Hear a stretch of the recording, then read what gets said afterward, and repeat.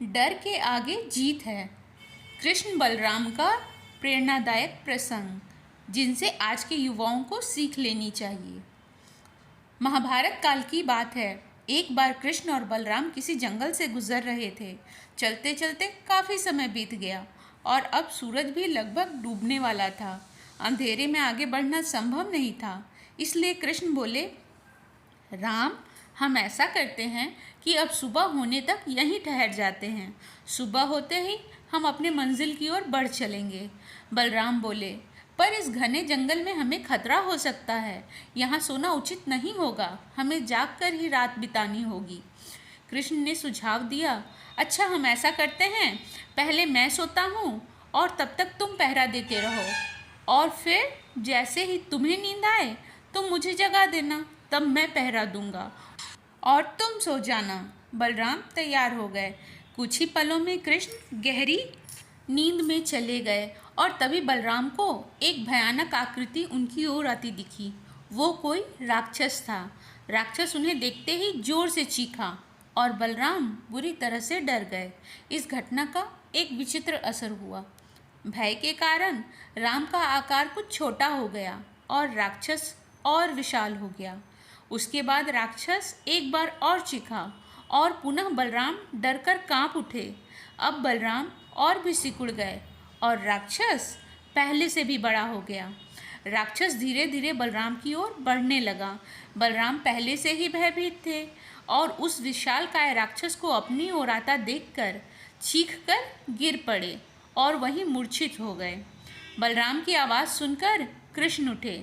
बलराम को वहां देख उन्होंने सोचा कि बलराम पहरा देते देते थक गए और सोने से पहले उन्हें आवाज़ दे दी। अब कृष्ण पहरा देने लगे। कुछ देर बाद वही राक्षस उनके सामने आया और जोर से चीखा। कृष्ण जरा भी नहीं घबराए और बोले, बताओ, तुम इस तरह क्यों चीख रहे हो? क्या चाहिए तुम्हें? इस बार कृष्ण के साहस के कारण उनका आकार कुछ बढ़ गया और राक्षस का आकार कुछ घट गया। राक्षस को पहली बार कोई ऐसा मिला था जो उससे डर नहीं रहा था। घबराहट में वह पुनः कृष्ण पर जोर से चीखा। इस बार भी कृष्ण नहीं डरे और उनका आकार और भी बड़ा हो गया, जबकि राक्षस पहले से छोटा हो गया।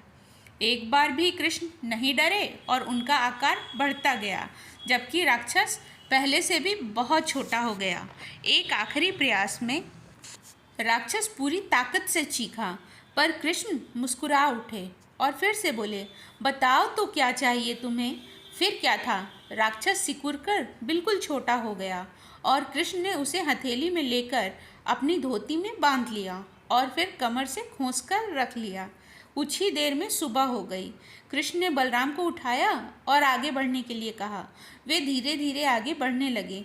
तभी बलराम उत्तेजित होते हुए बोले, पता है रात में क्या हुआ था? एक भयानक राक्षस हमें मारने आया था। रुको रुको, बलराम को बीच में ही टोकते हुए कृष्ण ने अपनी धोती में बंधा राक्षस निकाला और बलराम को दिखाते हुए बोले, कहीं तुम इसकी बात तो नहीं कर रहे हो? बलराम आश्चर्यचकित होते हुए बोले, हाँ, ये वही है, पर कल जब मैंने इसे देखा तो ये बहुत बड़ा था, इतना छोटा कैसे हो गया?